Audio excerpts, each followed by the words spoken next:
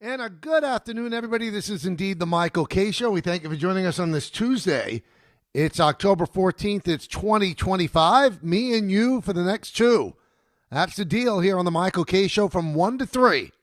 The fastest 2 hours in sports talk radio. We got big-time guest today. Brian Costello of the New York Post covered the Jets forever, has covered the Jets forever, and he's the one who asked the question to Aaron Glenn, where Aaron Glenn said, what kind of question is that? We'll find out what kind of question it is when we talk to Brian Costello later on in the hour. Paul Feinbaum joins us at 2 o'clock as he does every Tuesday.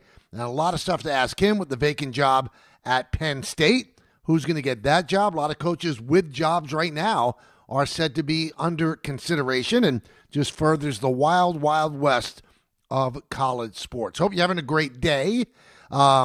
One bad baseball game yesterday as Seattle is like slapping around Toronto, and they're up 2-0. Another blowout win at the hands of the Blue Jays, and that's in Toronto. So now the series will shift to Seattle. And a great first game in the NLCS. Blake Snell was brilliant, faced a minimum 24 batters over 8 innings before the weak part of the Dodgers made it a game. Roki Sasaki didn't have it on this one night. Then they brought in Blake Trinan, who struck out Bryce Terang with the bases loaded and 2 outs on a pitch out of the strike zone. That ended the game, and the Dodgers won game 1 of that series 2-1. And it shows you once again what you do during the regular season really doesn't mean all that much in the postseason, because the Brewers were 6-0 against the Dodgers. 6-0 against the Dodgers during the regular season, and the Dodgers win game 1 of the best of 7 NLCS. And again, Blake Snell was absolutely unbelievable. Dodgers signed him to a big-time contract. Wasn't able to pitch a lot of the year because of injuries, but he has been brilliant in the postseason. And if the Dodgers had blown that game in the 9th inning yesterday, then there would have been questions today about Dave Roberts taking him out, because he had a pitch count in the low 100s after 8 innings, didn't seem to be laboring at all. But this is a guy who's never really pitched or known to pitch complete games. So they went to a neophyte in Roki Sasaki, and Sasaki did get hit kind of hard, allowed 1 run, then the bases were loaded. They bring in Trinan, and Trinan did strike out Bryce Terang for the final out. Also in that game, an unbelievable, one of the most amazing plays you'll ever want to see, an 8-6-2 double play. 8-6-2 double play. Muncy hits a long fly ball to center with the bases loaded. Ball bounces off the glove, goes up against the wall. Teoscar Hernandez cannot see that. It bounced off the wall. He tagged up, thought he caught it, because after it bounced off the wall, went right back into the glove of the center fielder. Then they fire it to the shortstop. Shortstop fires home. They get the force. The runners retreat. They go to third base, double play to end the inning. And you thought, wow, maybe Milwaukee has some karma on its side. But the bottom line, it didn't. Not able to really score against Snell. Only scratched 1 run in the 9th inning against the Dodgers suspect bullpen. And that's where we stand baseball-wise. Now, let's play the what-if game, if you'd like to, in football. So there were 2 Monday Night Football games yesterday, and the Bills seem to be stubbing their toes just a little bit, not playing very well. They end up losing to the Falcons. And then the Bears, on a last-second field goal, they beat the Commanders. And if you look at the NFC East, you play the what-if game. Can you imagine what we'd be talking about, how excited we'd be right now if the Giants had indeed beaten New Orleans and then went on to win the game that they won this past week against the Eagles? They'd be 3-3. Now you say, well, what's 3-3? Check out the NFC East right now. Looks like the Eagles are broken. The Dallas Cowboys can't beat the Panthers. And the Commanders are not the same team that they were last year. So the only thing that's stopping you from getting a little bit giddy with excitement about maybe the Giants have a chance to make a little noise is that loss in New Orleans. 2-4, I think you've almost got to be on some certain sort of, non-prescription medicine to get a little crazy about them being in it. But the other teams don't look that great. They just don't. They don't look that great. The bottom line is you got a situation where Dallas is beatable in a big way. Philadelphia is beatable. The Giants proved it. And so did the Broncos. And the Commanders are beatable. And I think you look around the NFL, there's a lot of situations like that. There's teams that you think should be much better, and they're not. And then you switch over to the AFC East. If the Jets actually had a pulse, I'm just asking for a little bit of a pulse. You know who's leading the AFC East right now after the Bills lost yesterday? Do you know? Yeah, I think you do. It's the New England Patriots with their new head coach, Mike Vrabel. That's it. So nobody's running away with that. The Dolphins are awful. The Bills, something's up. And the Jets are 0-6. So we can't even dream, even with that non-prescription drug we were talking about with the Giants, we can't even dream about the Jets. They don't even allow you to dream. That's the bad part of it. All I want to do is dream. Just dream a little dream. But the Jets don't allow it. They go to London and they stink up the joint. Broncos win 13-11. And we're still talking about should they have considered taking out Justin Fields. You know, Aaron Glenn doubled down yesterday in terms of he didn't think it was the right thing to do just because it was one bad game. Again, mixed messaging. I said this yesterday. Xavier Gibson had one bad play, and he got released. And this wasn't just one bad game. This was historically bad. And I'm not just throwing the word historically for dramatic effect. It was historically bad, how bad they were. So all of the mess surrounding the Jets. You know what the back page of the New York Post was today? Judging Aaron. Not Aaron Judge, judging Aaron. That's Aaron Glenn. He's 0-6. He botched up the second half, the first end of the first half, second quarter, with how he used the clock. Completely botched it. His team doesn't look prepared. He doesn't seem prepared. He seems like the game is moving a little bit too quickly for him. And that's a little bit of a concern. So 6 games into your coaching tenure, and the New York Post is already talking about your job security. Again, nobody is even hinting that his job should be in jeopardy. Not at 0-6. But you have to think about, well, what if? What if this goes on the whole year? What if they finish, 2-15? And Glenn just keeps spouting the same stuff. You got to stick to what you believe in. And there are instances of coaches that turned out to be all-time greats that had terrible first, years. His mentor, Bill Parcells, 3-12-1. You look at the first tenure of Bill Belichick in Cleveland, under 500. And then the first year that Parcells had in New England wasn't very good either. But are we seeing any growth whatsoever from game 1 to game 6? No, we're not. So that's a little bit of a concern. And we'll talk to Brian Costello about all things Jets when he joins us at 1:30. Now I want you to join us. I want you to take part in this as well. There's so many topics that are out there right now when it comes to the sporting world that a lot of people are hitting me up on social media about. Well, this is your chance, man. 1-800-919-3776. I want to hear from you. What's on your mind? It could be about anything. You look at the, I saw a lot of this yesterday as well. Well, why couldn't the Yankees beat Toronto and Seattle is beating up on Toronto? Horses for courses, man. And maybe Toronto expended so much energy beating up the Yankees, and the Yankees were, the knight on the top of the hill. And they spent so much energy to defeat the Yankees that this is kind of a letdown. It shouldn't be. And maybe they'll snap out of it by the time they get to Seattle. And another thing that I keep hearing, well, why were the Yankees unable to even get a hit off of Trey Yasavich? And yesterday, Seattle had 3 runs off him in the first inning. Again, horses for courses. And I've always said this too. Don't fall in love with a young pitcher who has an unbelievable game. Because it's hard for that said young pitcher to have 2 straight great, unbelievable games. And Savage battled yesterday. The major damage was done against Toronto's bullpen, but Savage was not close to what he was against the Yankees. Now, let's also be brutally frank. Cam Schlittler, although I thought he pitched well against Toronto, he wasn't near the pitcher that he was against Boston.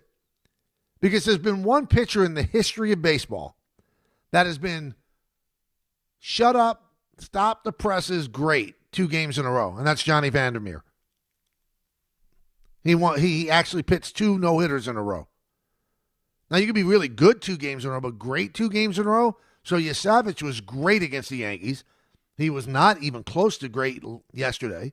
Schlittler was, one of the great postseason performances of all time when you look at it statistically against the Red Sox. And although I thought he did his job against Toronto, he didn't shut them down completely the way he shut down the Red Sox. So don't fall in love with a young pitcher being great. It could be a blip on the radar screen, or it could be an adjustment by the other team that went to school on what he did.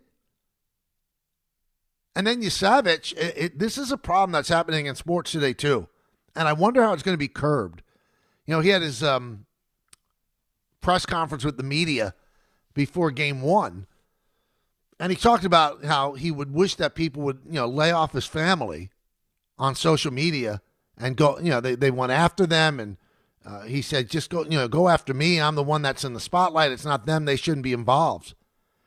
You know what? I should listen to my own advice, but I got to tell you this.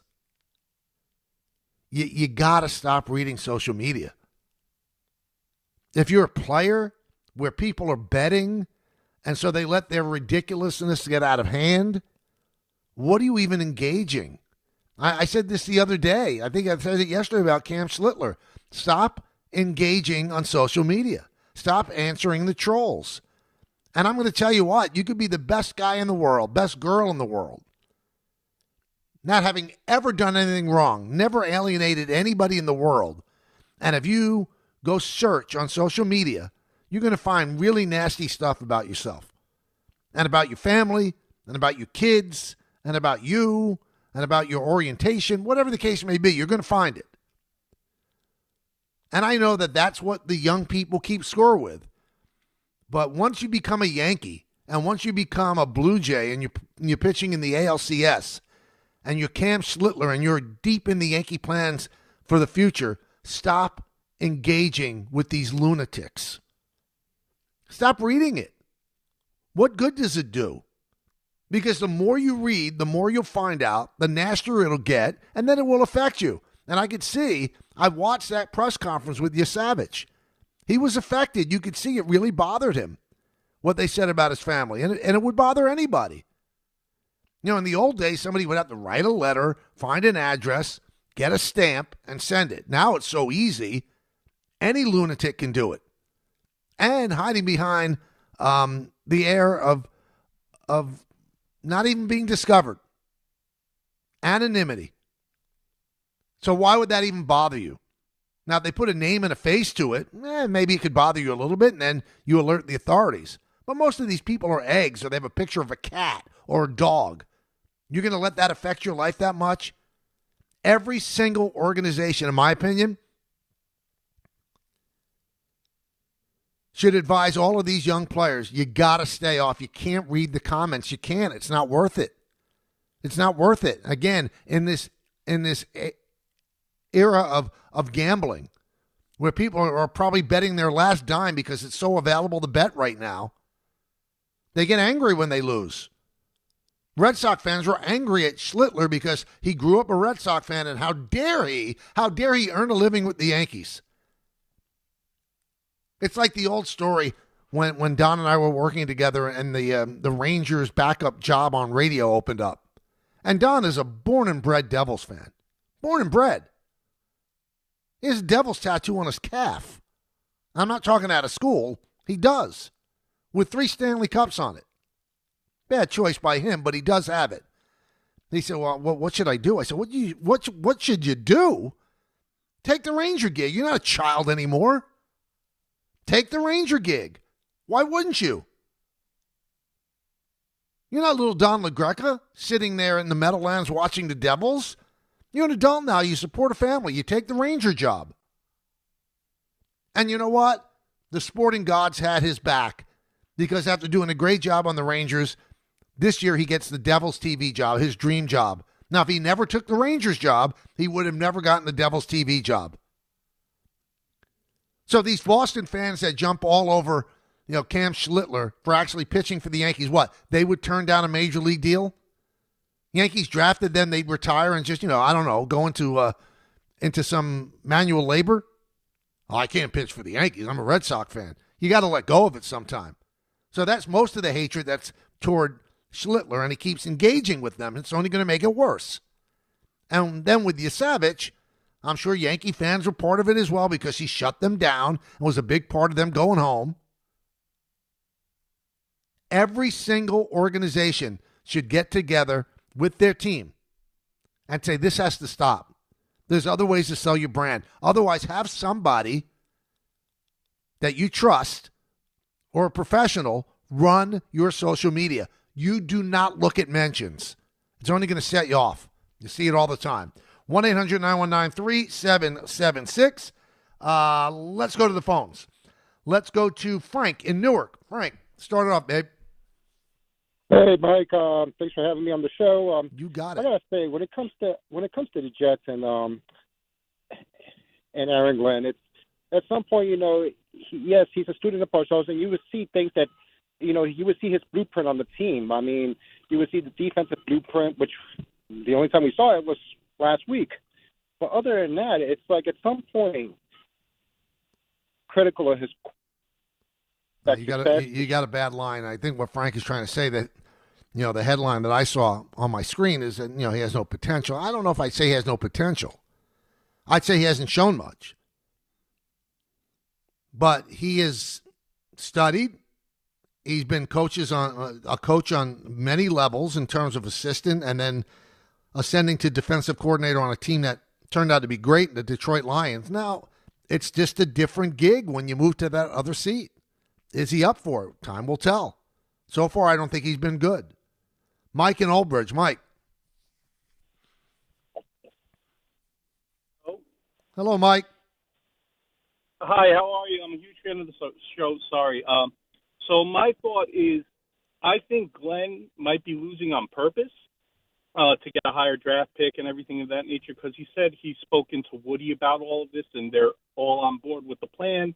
And I don't think they're going to get their first win until every other team has a second win. So this way they could still keep that number one. Because a lot of the stuff that's happening at the end of games, it makes no sense. And it feels weird. So I think that might be what they're trying to do. Well, let's say, Mike, that's what they're trying to do, then they're idiots. They're idiots. I don't understand that thinking. There's not that transcendent quarterback that's available in the draft that you'd say, yeah, I got to lose every single game to get that number one pick. Who are you looking at? Francisco Mendoza? The guy from Indiana? Is that who you're looking at? Or Fernando Mendoza, I'm sorry? Why would you blow every game to get something that doesn't look at this point, midway through the college season, to be a transcendent game changer? For a while we thought it was Arch Manning, and before it turned out that maybe it's not Arch Manning, Archie Manning, his grandfather, said he's staying in school after this year anyway. So where is the big great player? The quarterback in Miami? You're gonna actually lose as many games as you can for the quarterback in Miami. I don't buy that. I think they have earned their 0-6. I think they've really earned their 0-6. Let's go to Billy in the truck. Billy. Hey, Michael. How you doing? Good. How are you? You were talking a little before about social media, and I think you like doing this too. You like stirring the pot a little bit. I like getting in these comment sections sometimes and hashing it out with some of these dummies on there. But you know what, Billy? I hardly do that anymore. I don't think if I've done it once in the last year and a half, I address it on the I show, know, yeah. but I'm not doing it on X. It's not, you can't win. You're getting in the mud with a pig. Yeah, I hear it. Yeah, no, I know. You used to get real fired up about it, but do you think what Dable's kind of like inadvertently kind of not really like protecting Jackson Dart, and not like in a malicious way, but kind of like, to me it just kind of seems like he's got like these blinders on of like, right now we got to win games right now, right away, and not really paying attention about the future of Dart and Scatterboo, because I mean the way these guys are going right now, I don't know if these guys are going to make it through the whole season. Well, I mean that's the problem you have, Billy. The situation the Giants have, bringing this guy back on a win now order. They have to show a lot of progression. If he doesn't, he's going to get fired, and somebody else is going to be the coach of Jackson Dart, Cam Scatterboo. I have no problem with him using them. I have no problem. They're big boys. They're professionals. They're getting paid. I don't think they're being put in any harm's way. The same harm's way was in Russell Wilson. Every time you step on a football field, you're in harm's way. Every time. So no, I don't think he's ignoring the dangers of a football player, but that's his quarterback of the future, and that's his ticket to keeping his job. Don't blame him at all. Totally understand it. Chris in Center Reach. Chris. Hi, Michael. Big fan for years. Kind of missed you and Paul doing the postseason, but that's either there. Can you tell me anything? Is it true that Rizzo is going to sign for next year? To play for the Yankees? That's what I just read. No way. No, I can't see it. First of all, he officially retired as a Cub. He was totally an ineffective player because of injuries and age in the last 2 years with the Yankees. No way. That would be an absolute stunner to me. I'd love to know where you read that. Again, because he officially retired. Why? Because Rizzo was at the Ranger game with Judge. They're very close. Their two families are very, very close.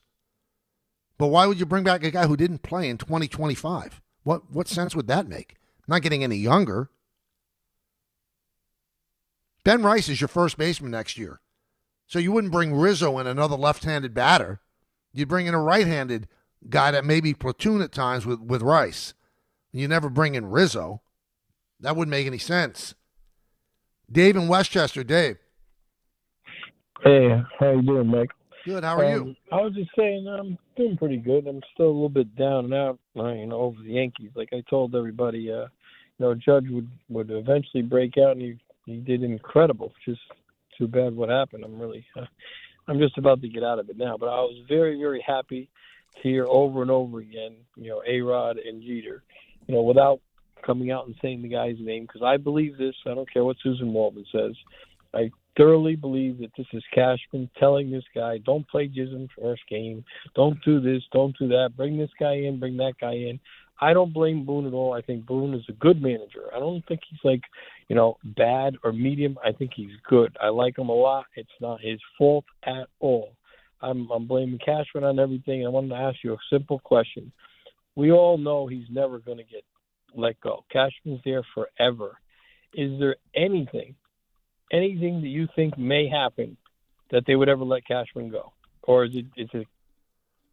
Well, I mean, I couldn't tell you, a tipping point. I think he is respected by the Steinbrenner family.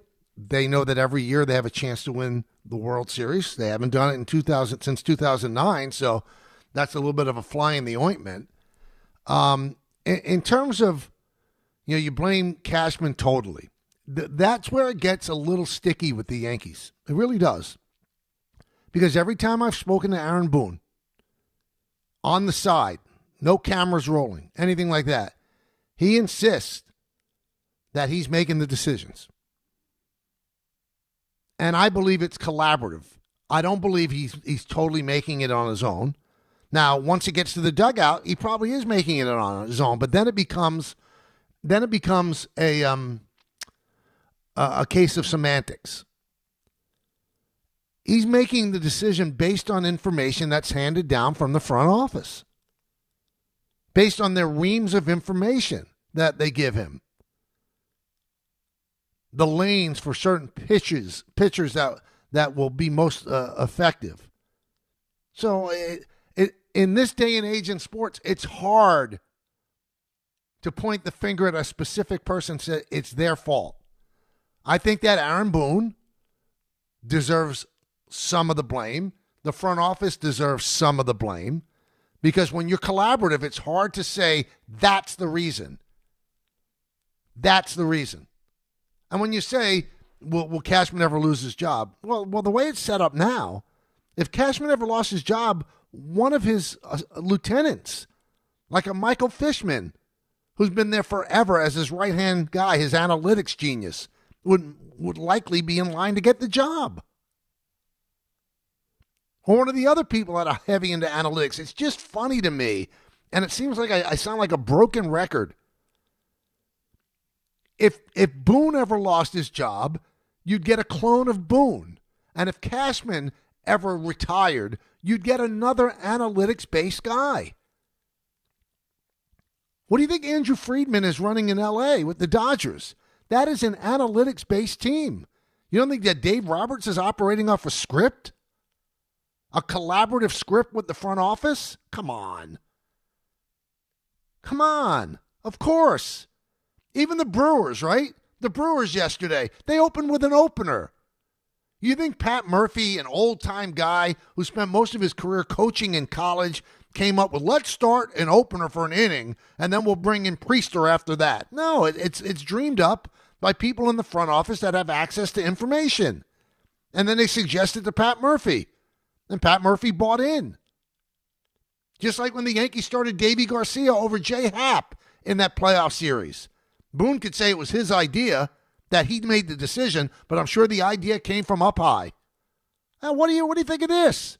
And Boone's in lockstep with the front office, so it's hard to say your fault, that guy's fault. It's everybody's fault. It's a league-wide fault. Because I think we trust what's on the paper more than we trust with our eyes now. I'm sorry. I think that's it. And all the managers that are going to get all these open jobs, they're probably going to be young guys that will be very, very clued in and connected to the numbers and the analytics, which is not a bad thing. But I think a manager should be free to go with his gut. And I'll quote what Brian said on our show many years ago, 5-6 years ago. I said, can Aaron Boone operate off his gut? He goes, absolutely, but he better be right. Because if he operates on his gut and it doesn't work, he's going to have to answer to why he did it. That's a lot of pressure on a manager. You want to keep your job, too. Brian Costello, he has a job. He's had it for a long time covering the Jets. He has not seen much good covering that team. We'll talk to Brian, who asked a question of Aaron Glenn that kind of set everybody off. What kind of question is that? We'll ask Brian that question. What kind of question was that? That's coming up next right here on The K Show until 3 o'clock on ESPN New York.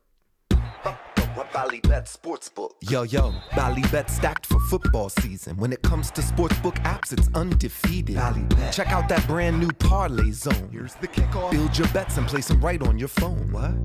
Live bets, daily boosts, and promos. Increase your odds so you can win more dough. Touchdown!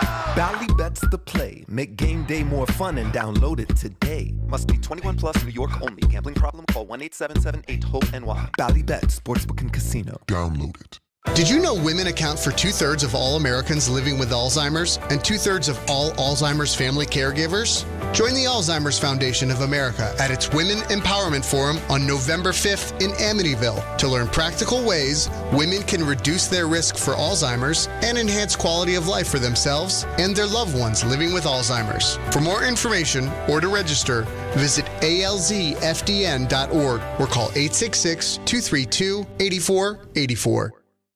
1 in every 6 men is likely to be diagnosed with prostate cancer in his lifetime.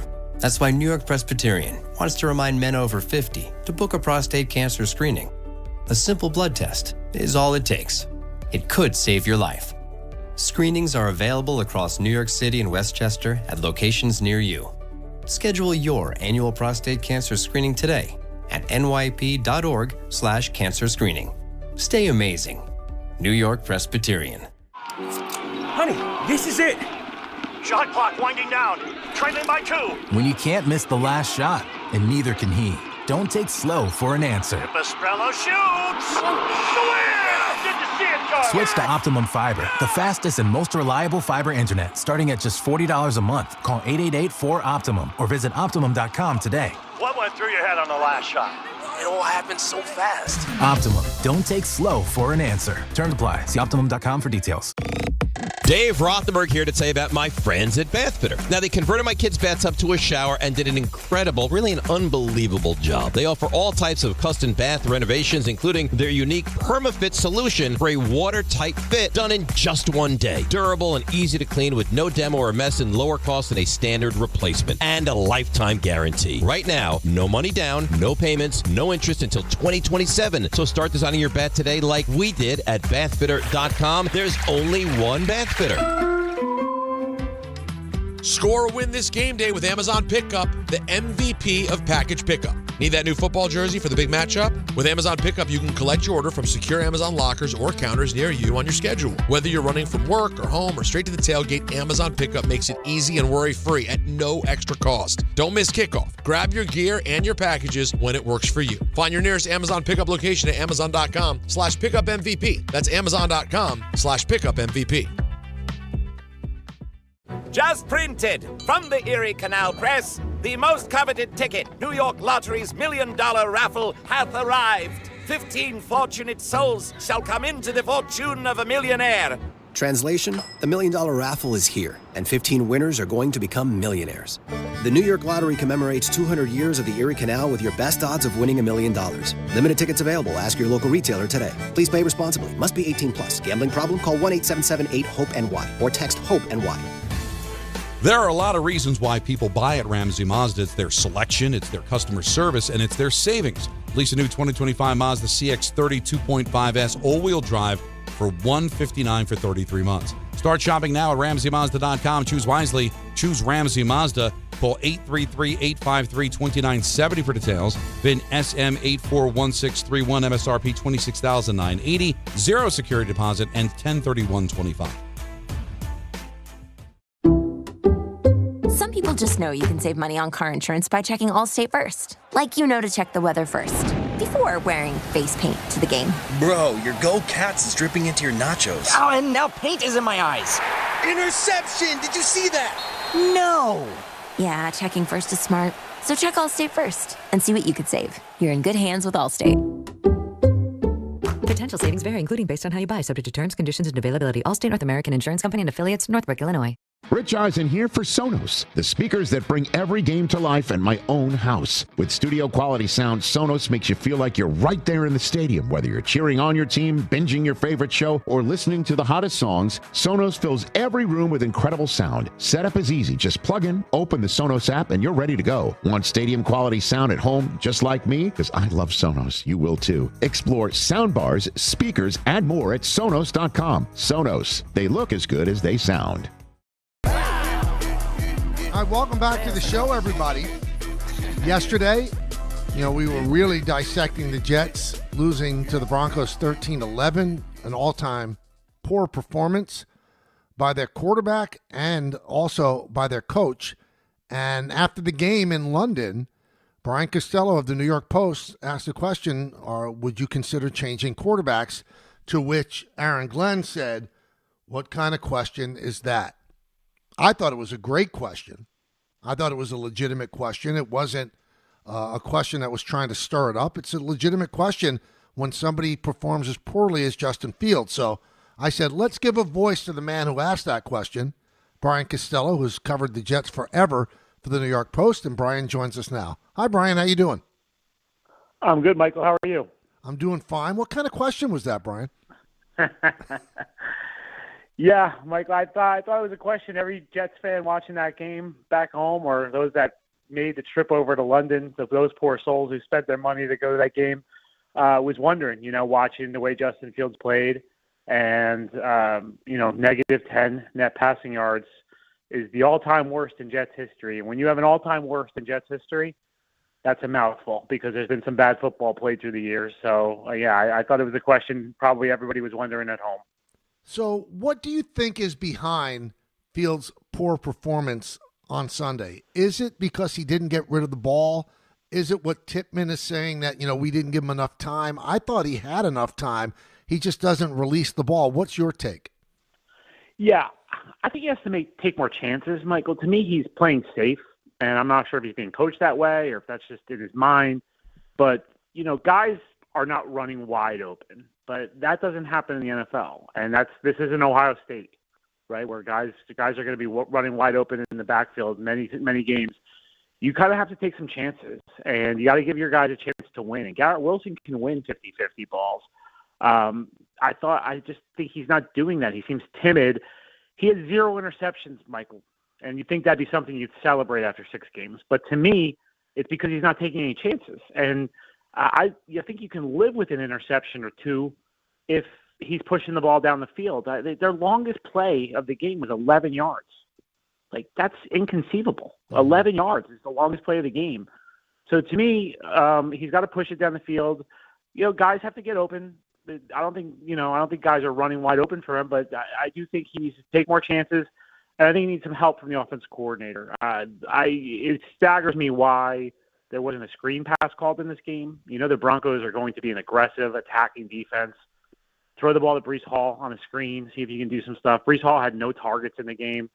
Roll Justin Fields out so that if the play isn't there, he can make a play with his legs. It seemed like they made him a drop-back passer in this game, which he's not.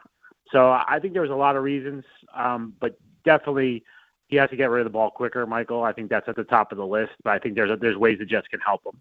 Now, you look at that game, and the thing that will always stand out to me, I'm watching that game, and my jaw dropped when, what happened at the end of the second quarter happened, where it didn't seem like Aaron Glenn had a clue. And we had Steve Young on yesterday, and he likes Aaron Glenn, and he said, I just think it's like a young quarterback. This is a young coach where everything was moving too fast, and he probably wasn't processing it. Now, that's a good way to look at it, Brian, or you could say he's in over his head and he's just not good enough. I mean, which way do you lean?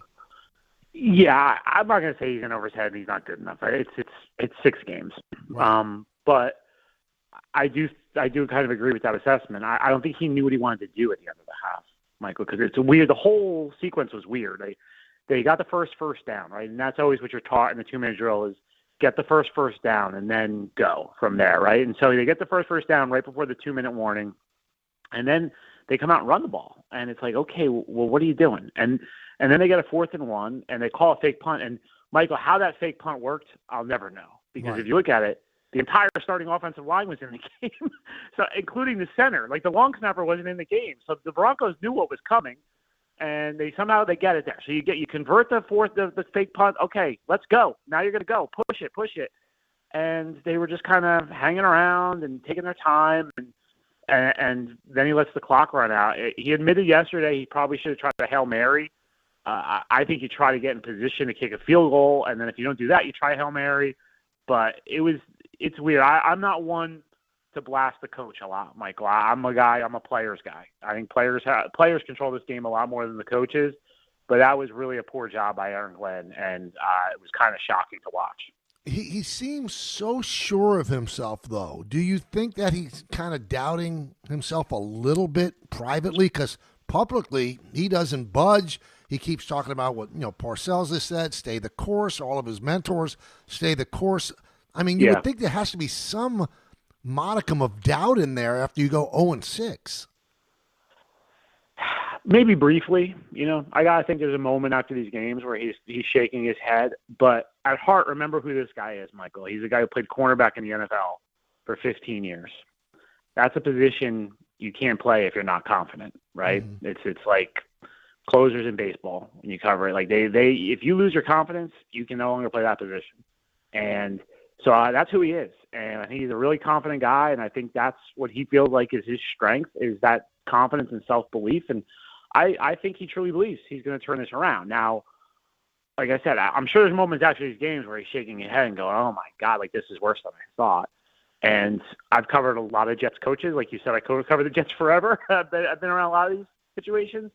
And I do think there's a moment where they go, wow, this is bigger than I thought it was. And I think the thing that they all underestimate these days in the last few is the drought and that their timeline is not the same timeline that fans are on. And in some ways, Woody Johnson is on. And, this fans don't want to hear about patience and building, and they want to win now. It's been too long for the Jets fans.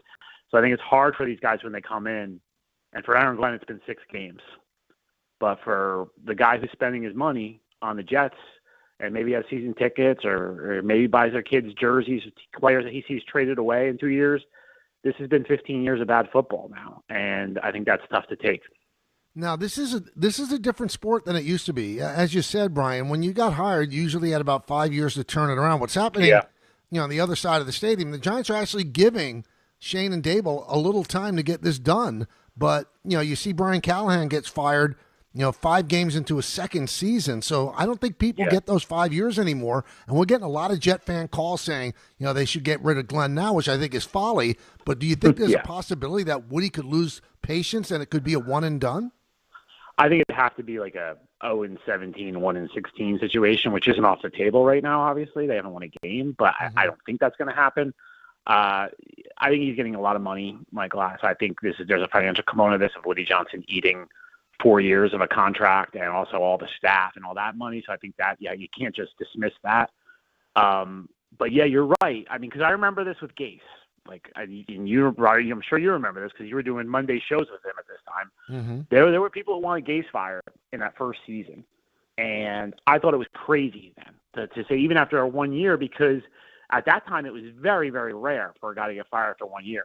Now, though, you look around and Urban Meyer got fired after 1 year. Frank Reich got fired in the middle of 1 year. Nathaniel Hackett got fired. This is happening now with more frequency. Gerard Mayo last year. You're right. The things have changed a little bit. I still think it's highly, highly, highly unlikely. I think it would have to be a real disaster of a season in terms of, one win or no wins for that to happen. When you see Justin, and we're talking with Brian Costello of the New York Post here on the Michael K. Show, when you see things like what Justin Fields is doing now or not doing, it does set up the classic second guess, because in Pittsburgh, Aaron Rodgers is 5-1, and Aaron Glenn clearly made the decision, I want this guy rather than that guy. Do you think that he's second-guessing that now? And do you believe in your heart of hearts that the Jets would be 0-6 if they had kept Aaron Rodgers as the quarterback? I don't think he's second-guessing it at all. The record's an interesting question. No, I think they probably would have won some games with Aaron Rodgers. However, I don't think long-term that there's one too many Aarons in that situation, right? This is Aaron Glenn's team, right? He's obviously an alpha. He's established that it's his way or the highway. There's no way Aaron Rodgers would have played nice with Aaron Glenn. That would not have worked. So, but isn't Mike Tomlin an alpha? Yeah, but Mike Tomlin has a Super Bowl, and Mike Tomlin has been there a long, long time, and I think Aaron Rodgers will defer to him. I don't think he would have deferred to a first-time head coach. I don't think he would. I think he still would be on. He's not doing Pat McAfee anymore, right? I don't know if that people are talking about that, but that to me is like a huge concession that he made. He was making a lot of money from Pat McAfee. He's not doing that. I think that shows he respects Mike Tomlin. I don't think he would have shown that respect to Aaron Glenn, Michael. I just don't think there's any way. So I think they would have clashed. They would have been butting heads. It would have been ugly. So I don't think that decision is wrong. Yeah, could they be 2-4 or 3-3 right now with Aaron Rodgers? Probably. Would I say, they're going places with Aaron Rodgers? No, you would have been spinning your wheels. I think they might finish with a better record. I don't think they're going to the Super Bowl with Aaron Rodgers, though. So to me, I'm not second guessing that decision. I understood what they were thinking at the time. And look, Justin Fields was a lottery ticket. That's how we all described it at the time. It was taking a chance that he could be the next Baker Mayfield or Sam Darnold, that figures it out with his third team, and it hasn't happened. So the lottery ticket came back like most lottery tickets do, as a loser, and that's how it looks right now. But I do understand what the thinking was at the time. Before I let you go, there's something that Steve Young, we have him on every Monday, said before the Dolphins game. He said it's imperative that the Jets win that game. He said because when you have a guy with a new message, you've got to have something positive in order to continue to sell that message. Yes. You're in that room, Brian. Does he still have their ears? Does he still have the attention of the players? Or are they starting to wonder? You see Garrett Wilson walking off with him, saying, well, what was that in the end of the second quarter? Is he losing the team at all? I don't think he's losing the team yet, but I agree with Steve Young. They need wins, and there was more frustration Sunday in the post-game locker room than I had sensed in the other weeks. I think, it's wearing on them. Obviously, it's 6 games now. I do think he needs a win to reinforce his message. And, people made a lot of his response to my question on Sunday, and I didn't care that he responded that way. I asked him a question, though, before the Dolphins game. 2 days before the Dolphins game, I said, how badly does this team need a win, right? And he scoffed at that question. And he really, it was a Saturday afternoon, so nobody was paying attention. But he scoffed at that question. And he said, I can't even wrap my head around that question. He really, really played that down. And that one, to me, was shocking because I'm like, how could you not say, and I phrased it as all the hard work you put in, all the summer, all the training camp, all the things, you need a win to reinforce all that and make it feel all worth it. That's what you do that stuff for. And so I do agree with Steve Young. He needs it, and he's going to lose the locker room at some point. I don't think it's there yet, but I think we're getting closer, and Sunday felt like it moved a little bit. And I think the end of that first half, I think guys are scratching their heads. I think if Justin Fields goes out there and has another terrible performance against Carolina, there's going to be guys in that room going, why aren't we going to Tyrod? Because Tyrod's a popular player. He's a good player. As a backup quarterback, I think they're going to be wondering. So I do think we're getting there, Michael. So just to put a bow on this, and I'm curious about it because, a long time ago I did your job, and, you could get a public answer that's a little bit where the manager is rankled and then privately pulls you aside and go, well, what the heck was that, Kay? I mean, did Glenn address it with you afterward? Why would you ask that question, or do you not want to tell us? No, he didn't. He didn't. We haven't talked since Sunday. I also was flying yesterday, so I was not on the virtual availability yesterday. Right. But yeah, I haven't seen him. I haven't seen him since Sunday, and I didn't see him after the press conference. I didn't see him. So no, we haven't talked. And did anybody from the Jets say to you, why would you ask that question? No, they didn't. So no, I think people in the Jets know why that question had to be asked, and I think probably when he answered the question differently yesterday in the availability yesterday with reporters. So I think he knew after he thought about it why that question was asked, and he's been around long enough. Look, we're not asking if you're going to change the guard, right? There's one position we ask about changing positions. It's quarterback, because that's what's going to change your team. And that guy touches the ball every time. And it's the most important position in sports. So I think, I'm sure, he reacted to in the moment. I'm sure when he thought about it, he knew why I asked that question. Well, I thought it was a legitimate question, a good journalistic question. Not that you need my okay on it, but thank you for coming on and talking about it. No problem, Michael. Thanks for having me. I appreciate it. You got it. That's Brian Costello, covers the Jets for the New York Post. I will come back. More of your phone calls, 1-800-919-3776. Really, really looking forward to talking with Paul Feinbaum in the 2 o'clock hour as well, with all the craziness going on in college football right now. It's the K Show. Michael K. and you for 2 hours every day from 1 to 3 right here on ESPN New York. 1-877 Cars for Kids. KARS Cars for Kids. 1-877 Cars for Kids. Donate your car today. 1-877 Cars for Kids. KARS Cars for Kids. 1-877 Cars for Kids. Donate your car today. Ready to get rid of that old car? Donate it to Cars for Kids. Call 1-877-CARS-FOR-KIDS to reach a friendly live agent. Donation is super easy, and your car can be picked up as soon as tomorrow. Call us now, 877-CARS-FOR-KIDS. That's cars with a K to donate your car today. 1-877 Cars for Kids. KARS Cars for Kids. 1-877 Cars for Kids. Donate your. Did you know you can donate real estate too? Go to carsforkids.org. That's carsforkids.org. At Uline, they know going the extra mile takes hard work. For companies pushing to go further, Uline will go the distance with you. 24/7, they answer the phone to get you the shipping and industrial supplies you need. Business can move fast. Unexpected large orders, adverse weather, new safety guidelines, and changing economic trends.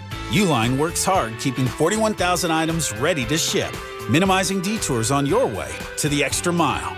Visit uline.com. Friends, it's football season, the best time of the year. You should be out there tailgating, cheering on your team, and enjoying every Sunday. But if you're dealing with neck pain, back pain, sciatica, or nerve pain, even getting off the couch can feel like a challenge. You don't have to live like that. There's help. Dr. Jay Shaw at Sandwell Pain is New Jersey's top pain specialist. He's Ivy League trained, double board certified, and is dedicated to helping you get back in the game. Here's what makes the difference. No surgery, no scars, no long recovery, no pain medication. Just precise, non-surgical image-guided procedures that deliver real results. Dr. Shaw treats neck pain, back pain, joint pain, migraines, nerve pain, and sciatica with a plan that's customized for you. Same-day and next-day appointments are available, and with offices in Woodbridge, Livingston, and Inglewood, relief is always close. So don't let pain keep you on the sidelines this season. Visit SandwellPain.com to call, text, or book online. Most major insurances are accepted. That's SandwellPain.com. Relief is closer than you think, and it starts today. Getting the right mattress helps you sleep at night. Getting the right price helps you sleep even better. At PC Richard & Son, they don't just sell you a mattress. Their experts use a 4-step fitting process to make sure your new bed fits you perfectly. The right fit, the right price, plus free delivery. It's what they do, only at PC Richard & Son. Free delivery on mattresses $199 and up. Excludes Manhattan. See stores for details. Dropped right down the chimney by Justin Fields to Garrett Wilson, and the Jets have the lead. Be at MetLife Stadium for the Jets and the Panthers on Sunday, October 19th at 1 p.m., presented by JetBlue. Get to the game early and secure the game giveaway, a JetBlue Jets plane magnet while supplies last. Lock in your seats now at nyjets.com/tickets. Once again, that's nyjets.com/tickets. A Progressive Home and Auto Bundle can protect you round the clock, but we can't protect you from those painful moments in sports. Why would we trade our best player? Well, at least you got to watch him in person when he was here. I named my only son after him. So you'll always remember his name. Yeah, but what do I do with this jersey? Luckily, the company has a great return policy. I wore it for 6 seasons. Well, at least your home and auto are protected with a bundle from Progressive. Progressive Casualty Insurance Company affiliates and other insurers. Not available in all states or situations. Out here, days are getting a little cooler, and mornings are starting with a few more layers. It's the season for more time at the grill, more feed for your animals. Heaters burn late into the night, and the woods start calling your name. We appreciate hard-working hands, shared moments, and love for our land. That's why season after season, we're here for your life out here. Tractor Supply. From the regular season to the Super Bowl, ESPN New York is your destination for football. We've got crazy fans. If the Giants somehow beat the Cowboys, I'm going to take a dump on your head. You can feel good because you're a damn football team. Expert analysis. Marcus Spears joins us now. ESPN NFL analyst Damian Woody. Mel Kiper Jr. The Hall of Famer Steve Young. He's kind of our resident general manager, Louis Riddick. We got Mike Tannenbaum right now. And all your fantasy and wagering needs. This is ESPN New York. We are football. Welcome back to the show, everybody. Interesting stuff from Brian Costello of the New York Post. I don't know why I pronounced his name like that, Costello. Let's go to the phones. A lot of people want to talk today. I'd love to have you on because you're the co-host. You know that. Let's go to John in Bethlehem. John. Hey, Michael. How are you? Good. How you doing? Well, yes, lamenting the Yanks. And I was wondering if you were watching the whole Seattle Blue Jays series. I've been watching a lot of it. I cannot lie and say I've watched every inning, but I've watched a lot of it. Yeah, but you can see how, it's so true in the playoffs. If stars perform, you're usually going to win. And the Seattle Stars are performing. The Yankee Stars didn't, except for Judge, basically. Fried especially, and Ron.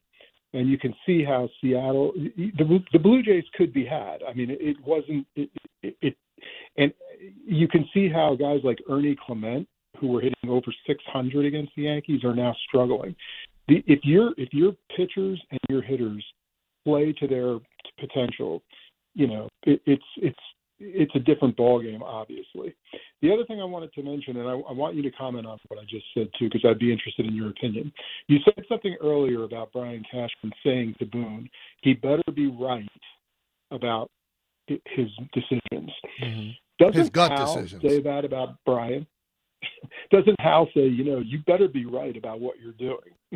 Because but because I know there's a little bit of flippancy in that question. Brian's not operating from his gut.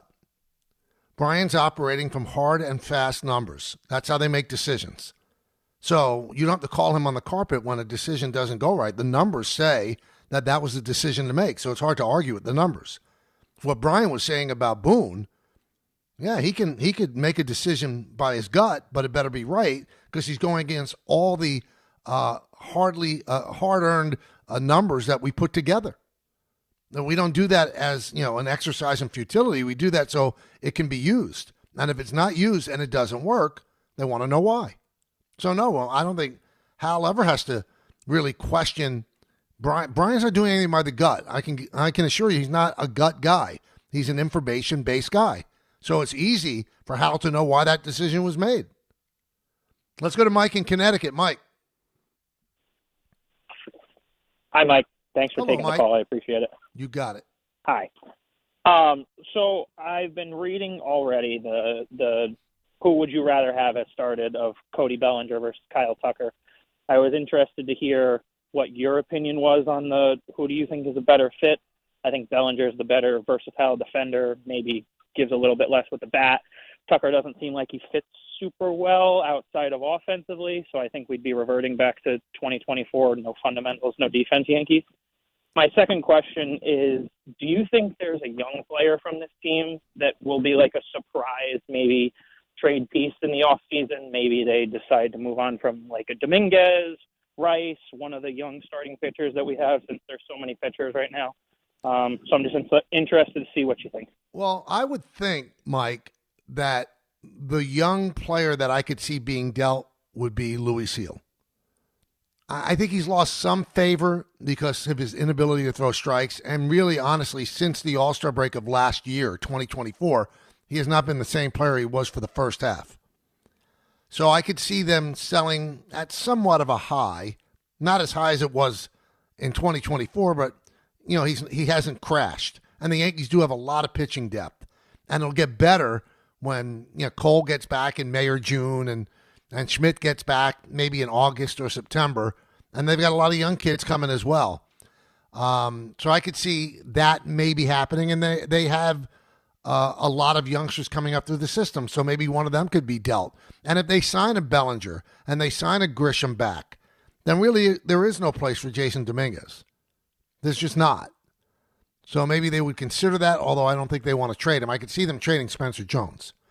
Now, as for the choice between Bellinger and Tucker, it's hard. Tucker at Yankee Stadium would really hit a lot of home runs. But there would be one big issue. He's a right fielder. They're not going to move Judge to left field. They keep jerking Judge around. Center field, right field, center field, right field, according to, the roster from that year. I think Judge stays in right next year. And that means Tucker would have to play in left. He's not a great defender. So you would be going back to having a situation where the defense is not job one. But is he a better defender than Jason Dominguez in left? Yeah, he is. So if you sign Tucker, Dominguez would go to center. And I've heard he's not that great in center either. So it's tough. And Tucker's going to get a lot more money than Bellinger. A lot more. He's younger. He's probably going to want close to $40 million a year. I would think that you could get Bellinger maybe for 30, a little over 30 a year, but I don't know how many years that Scott Boras is going to want. So there's a lot of questions there. I just think that Bellinger is a superior defender at first, left, center, and right. But Tucker's probably a better hitter overall, especially at Yankee Stadium with a short porch in right field. If you say, Michael, we'll make a decision. Stop chattering. I think I'd probably go with Bellinger because we know he fits. We know he likes it here. We know that he can play here and succeed here. And it'd probably be close to $10 million less per year. And you're probably going to have to give Tucker a much longer-term contract than Bellinger. And I keep learning the longer the contract, the more risk there is. So I probably go with Bellinger. But if you can get Tucker at a decent price coming off a subpar year with the Cubs, then you probably go that route because he's a better hitter. Not a better player, he's a better hitter. Paul Feinbaum is going to join us in just a moment. You want to stick around for that? It's the K Show right here on ESPN New York. 880 ESPN, WHSQ, and WCBS-FM HD2, New York. A Good Karma Brands radio station. This is an ad by BetterHelp. BetterHelp therapists have helped over 5 million people worldwide on their mental health journeys. That's millions of stories, millions of journeys, and behind every one is a therapist who showed up, listened, and helped someone take a step forward. Moments in therapy, like the right question, a safe space to cry, or a small win can change lives. With over 30,000 therapists, BetterHelp is the world's largest online therapy platform, having served over 5 million people globally. And it works. With an average rating of 4.9 out of 5 for a live session based on over 1.7 million client reviews. This World Mental Health Day, we're celebrating the therapists who have helped millions of people take a step forward. If you're ready to find the right therapist for you, BetterHelp can help you start that journey.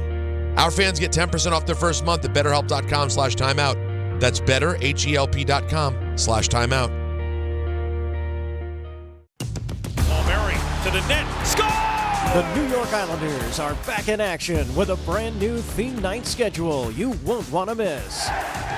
Bring your friends out for the holidays and take home a custom holiday replica jersey or arrive early for special bobblehead giveaway nights for Matt Barzell and Bo Horvat. Barzell for Horvat. Score! Explore the full theme night schedule at NewYorkIslanders.com.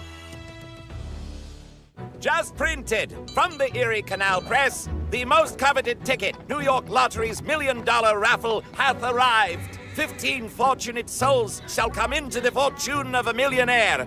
Translation, the $1 million raffle is here, and 15 winners are going to become millionaires. The New York Lottery commemorates 200 years of the Erie Canal with your best odds of winning $1 million. Limited tickets available. Ask your local retailer today. Please pay responsibly. Must be 18 plus. Gambling problem? Call 1-877-8-HOPE-NY or text HOPE-NY. D'Agostino & Associates is a legacy firm, and I'm proud to be a part of that legacy. I'm Jenna D'Agostino, and like my father, I fight to get justice for the injured. The hustle and grit of these streets shaped me. I'm John D'Agostino, and from the concrete to the courtroom, I built this injury firm 35 years ago to get accident victims justice. So call my team first, 1-800-BITE-BACK. That's 1-800-248-3222. You want justice? Think Jenna D'Agostino. Think D'Agostino & Associates. Justice isn't just a word. For us, it's a way of life. It's having compassion for your struggle and getting you paid for your pain. Now that's justice. D'Agostino & Associates means being there for the injured. Seriously injured? Call my team first at 1-800-BITE-BACK. That's 1-800-248-3222. D'Agostino & Associates has offices throughout New York and New Jersey and will come to you. I've been there, and I'll be there for you. D'Agostino, Law, Bite Back. Okay, all signed up. Easy. Now let's run payroll. What the? Hey girl, I'm you with more gusto. Nice. Who's that? New social media manager. Hired and onboarded with gusto. And spoiler, we're kind of famous now. Wait, we're famous? Oh, well, I'm famous.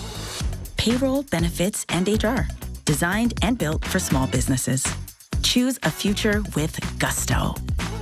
Your fantasy roster is set. The Smack Talk is heating up, and this season, ESPN Bet is giving you more ways to ride with your squad. Introducing the ESPN Bet Fan Center, where you can instantly link and bet on your fantasy teams right in the ESPN Bet app. An enhanced sports betting experience only from ESPN Bet, the sports book for sports fans. Make the connection today with ESPN Bet Fan Center and the ESPN Fantasy app. ESPN Bet Sportsbook. Download the app today. Must be 21 plus. Gambling problem? Call 1-800-GAMBLER. Terms and conditions apply. See app for details.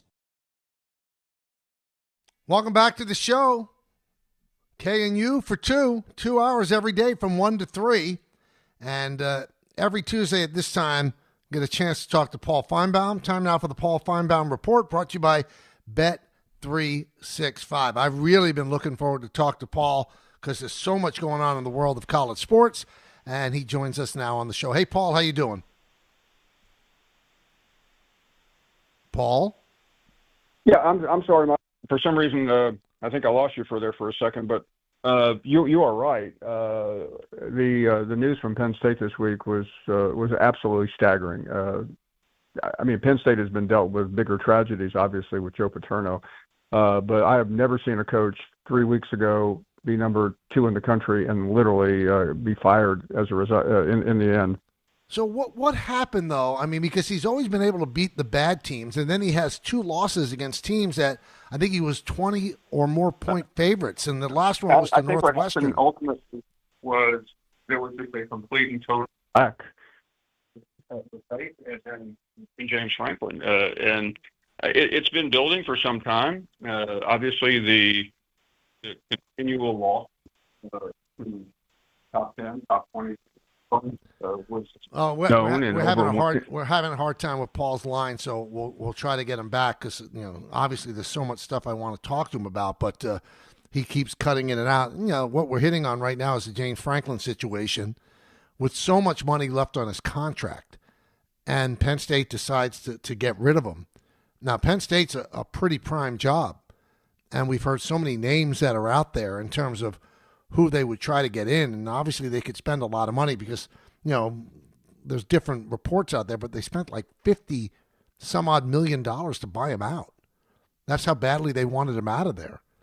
So that's kind of a legacy job, and there'll be some coaches in the Big Ten, in Penn State's conference, that will jump from their team to take the Penn State job. So we'll see exactly who's going to get that, but that was a shocker. This is a guy that won 2 games in the college football playoffs last year. Now, they were easier games. He got a pretty good draw. And then, he plays Oregon, plays them close. And as Paul mentioned, they're ranked number 2. And then 2 just inexplicable losses. And he loses his job.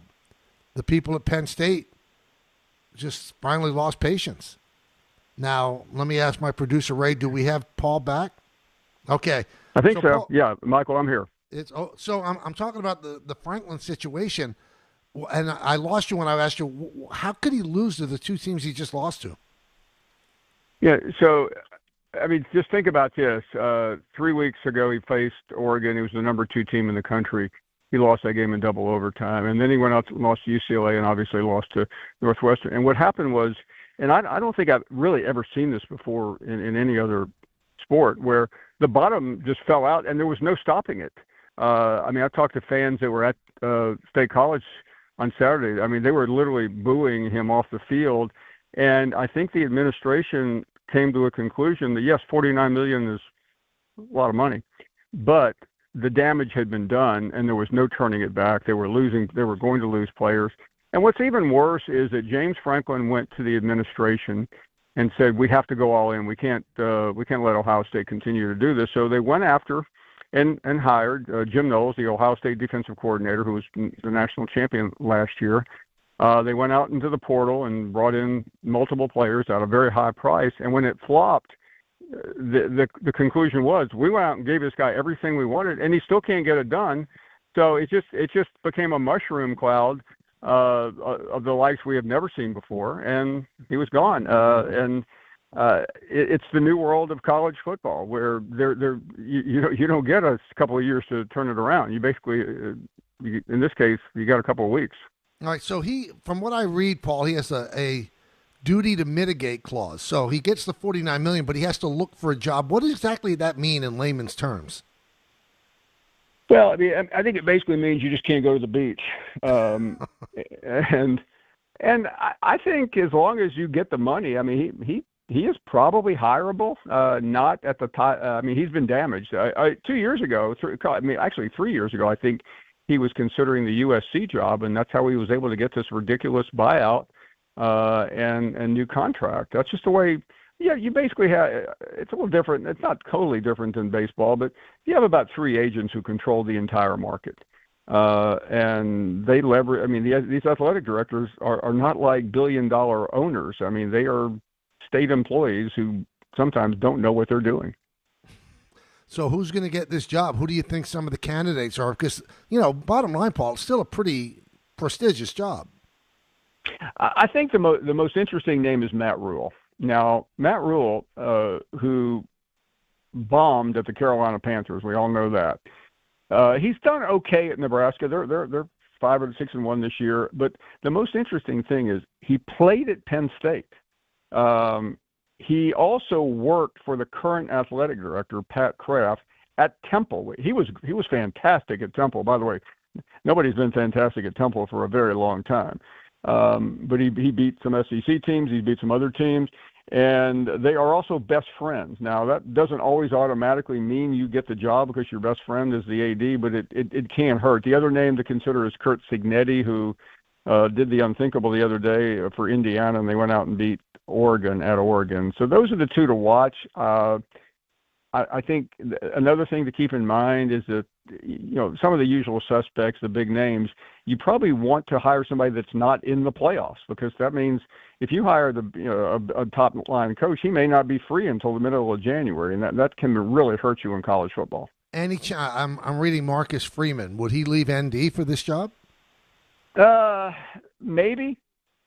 I mean, he would be a very hot name, and he probably won't be in the playoffs, or if he is, he won't be in the playoffs long. So I think that's somebody to consider. I would take Marcus Freeman over the names I've mentioned. I think he's a better coach. Let's double back on Cignetti, because I'm fascinated by him. He's 64 years old. Would a college give him a long-term contract at that age? And why did it take so long for Curt to become this guy? Yeah, he's the son of a football coach. His father was a coach at West Virginia a million years ago. He spent a long time. He was originally Nick Saban's chief recruiter at Alabama, and then he just didn't. He kind of got lost, and he went to James Madison, where he literally moved his entire team to Indiana. I covered this stuff, as you well know. I never believed he could do what he's doing. I just didn't think it was possible.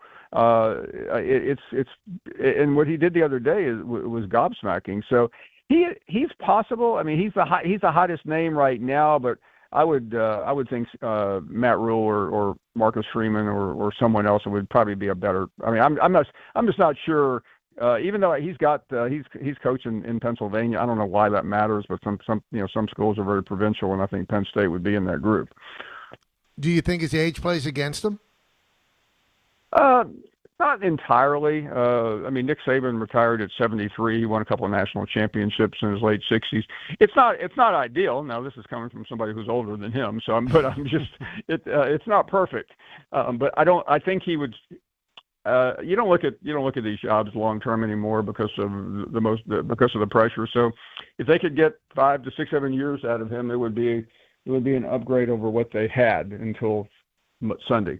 All right. So, how did he do it at Indiana? Indiana's not exactly a hotbed, and somehow he's made them. As you said, he goes to Oregon and beats Oregon. What's he done? What's the secret sauce there? He moved a bunch of players, which gave him some cohesion. He's also taken advantage of a ridiculously easy schedule. You're not seeing Indiana play Texas in the preseason, in the early days of the season, or Alabama. They're playing a bunch of nobodies that they can beat. And he's gotten pretty fortunate with his Big Ten, and the Big Ten's not that great anyway.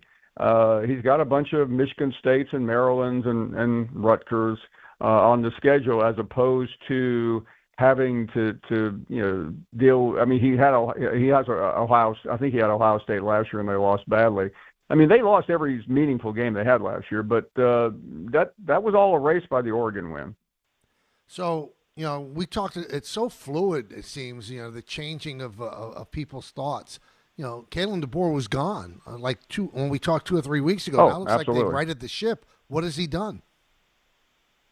It does happen that quickly. What's happened at Alabama is that it turned out that first loss against Florida State was an outlier. The quarterback just wasn't prepared. It was his first start, and after that, the guy became very possibly the best quarterback in the country. I mean, we're in this space now that tradition and practical thinking doesn't really work anymore. Alabama, I was at their game Saturday in Missouri. And they are playing at a different level. They have great players, but they just weren't cohesive. They brought in a new offensive coordinator from who was with DeBoer at Washington, and suddenly their offense is clicking. Their defense is solid. if not close to elite, and they've got a few more tests, but they're in great shape. Talking with Paul Feinbaum, his weekly spot here on the show. Now, Paul, are you starting to get a little bit more warm and fuzzy about Arch Manning after he beats Oklahoma? Well, I couldn't be any wrong, any worse predictions that I've made. But he was very good in that game, and I think they've got some life now. They have 2 losses, which they can't afford because they played Ohio State in the first game. They're the number 1 team in the country that can afford 3 losses because of the quality of the schedule. So even if they lost again and they're at Georgia later in the year, they'll still get in. And I think they will. I don't think they have much more that's going to get them. Now Georgia's a little bit of a fluky team too. They have not looked great. They've won 2 games literally they probably shouldn't have. All right, so tell me, what were you surprised with Michigan's loss? And also, I mean, they're paying their quarterback a lot of money, and so far it doesn't seem like it's worth it. No, I mean he's a raw freshman, which is hard. I mean, listen, it's like a rookie quarterback in the NFL. We're watching that in real time with the Giants. But I was more impressed with USC than I was unimpressed by Michigan. Lincoln Riley might have finally done it. He had Caleb Williams early, did pretty well, and then he went bust, and that was an impressive win for them. If USC, not to get off the Michigan train, can go to Notre Dame this weekend and win, they're probably going to end up in the playoffs, and he will save his job, even though he has, I think, about a $75 million buyout. UCLA looks like they've righted the ship a little bit after that early firing. Is Neuheisel the new golden boy in college football? I would give him the job today.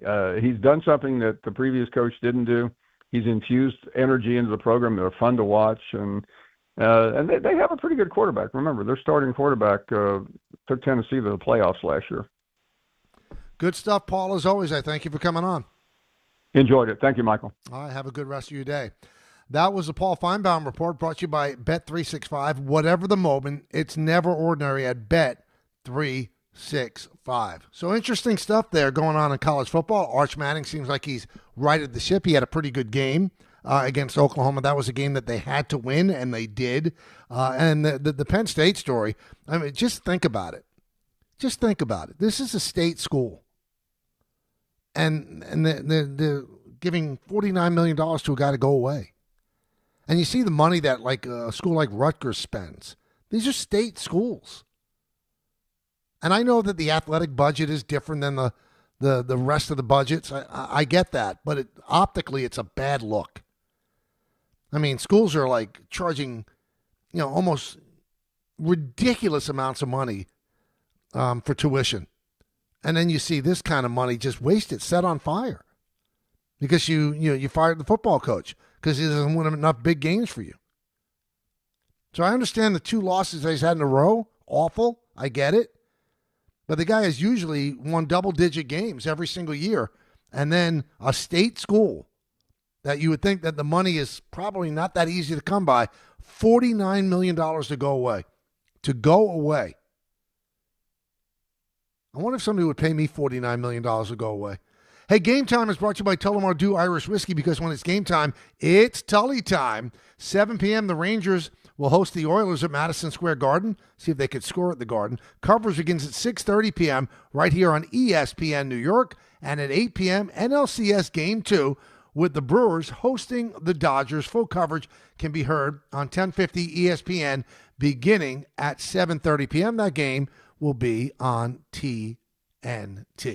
Tullamore Dew, the original triple distilled, triple blended, triple cask matured Irish whiskey. Be sure to grab a Tullamore Dew. Try the new Tullamore Dew Honey during today's action. Glass up to enjoying Tullamore Dew responsibly. Now, before we break, if you have a little get-together with your friends in a bar, dinner party, whatever, and you want to just blow people away with a sports trivia question, I'm gonna tie it all together for you.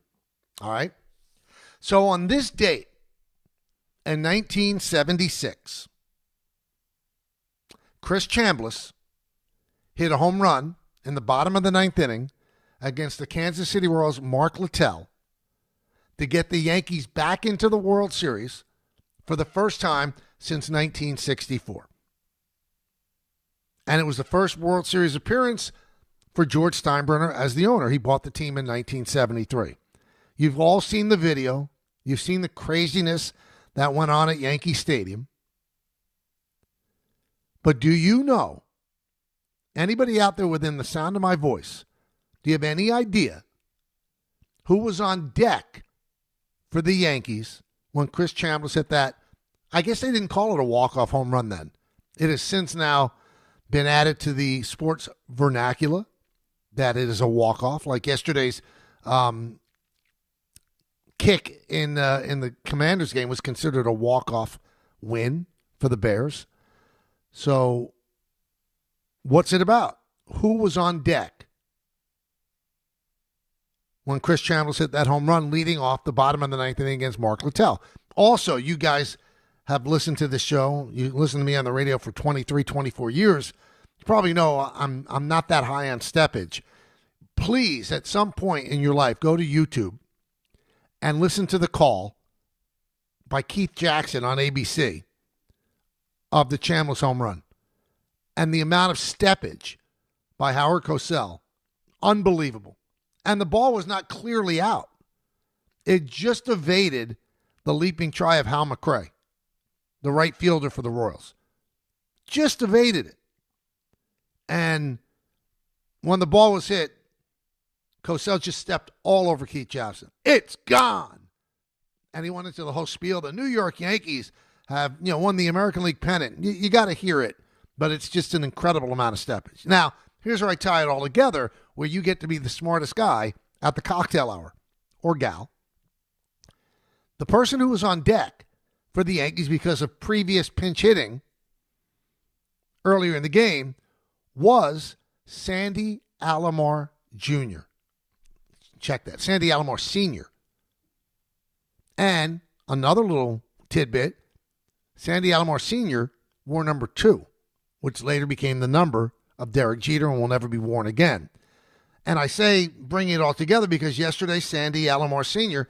passed away at the age of 81, the dad of Roberto Alomar and Sandy Alomar Jr. So today is the anniversary of the 1976 walk-off by Chambliss, and you'll see in some of the replay highlights, you could see somebody jumping up and down in the on-deck circle, and that is, in fact, Sandy Alomar Sr. So condolences go out to his family, his kids. One of them is a Hall of Famer. The other one is a longtime fixture with Cleveland. So 81 years old, early to go, but he does hold that small part in Yankee lore. That was the only playoffs I think he ever appeared in 1976 with the Yankees. 1-800-919-3776. Let's go to Ruben in Monticello. How you doing, Ruben? Hey, what's going on, Mike? Happy October. Same to you. What's up, man? So I just wanted to ask you, and I'm sure you probably talked about it, maybe I missed it. How do you think we would have fared with the Mariners? Blue Jays don't look too hot. It's so weird because I see all of the Blue Jay fans wearing "the Yankees lose" on their jerseys. They're just talking a whole bunch of smack. That to the side, how do you think that we would have fared against the Mariners? I think they would have had a chance. You're going to laugh at me, Ruben. A lot of people listening will laugh as well. I still think the Yankees had a better team than the Blue Jays. I think the Yankees have a better team than the Mariners, but it doesn't matter because the Yankees didn't hit and the Blue Jays did. The Yankees didn't pitch and the Blue Jays did. So I don't care if the roster's better and if there's more stars, what's the better team? And at that point, the Blue Jay team was better than the Yankees. But I think the Yankees could have fared well against Seattle. Seattle has very good starting pitching. But the one thing that I thought would play in the favor of the Blue Jays is Seattle really had a battle to the bitter end to get by the Tigers. And I thought that they would probably use up their pitching and that they would not be ready for the beginning of the series, especially in Toronto. But Toronto beat the Yankees in 4 games, so they had time to reset and get their pitching in order. And Seattle didn't. But Seattle takes the first 2 games in Toronto and now heads back to what I'm sure will be a crazy, crazy home field advantage for Seattle. Yeah, it's odd. It's odd to watch the team that so thoroughly destroyed the Yankees now can't get out of its own way against Seattle. So, I with their pitching, and I think their bullpen is better. Seattle probably gets by Toronto, and it is interesting the amount of effort they put into celebrating because they beat the Yankees. Not only the team, but the fan base. And it doesn't matter what the fan base feels; it shouldn't affect the team. But the way the team celebrated, and the Yankees celebrated crazy to beat the Red Sox. So it's not a referendum on how they celebrated. But maybe they looked at that as, their top of the hill. They want to get over that hump. And they did. And maybe there's a little bit of a letdown. Maybe they'll get back into it in Seattle. But they've dug themselves quite a hole. It's hard to come back when you lose both games at home in a best of 7. Can they do it? Yeah, because they're a good team. They're a good team. But it's intriguing if Seattle finally does get to the World Series, one of the few teams out there that has not been to the World Series. Can they do it this year? Remember, in 2001, they won 116 games and they didn't go. This year, they've had their ups and their downs, but they still have good starting pitching. And if Wu is healthy enough to pitch later on in the series, that bodes very, very well for them. Anyway, getting back to the Blue Jays, the Yankees lose. I mean, what are you doing? And John Sterling's retired. He didn't even announce this year. There was nobody screaming, the Yankees win. The Yankees win. So, I mean, you're taking something. I mean, why don't you just go back and, make light of Valentine Blast with Mel Allen? That's your rallying cry? You're saying something that hasn't been said in a year?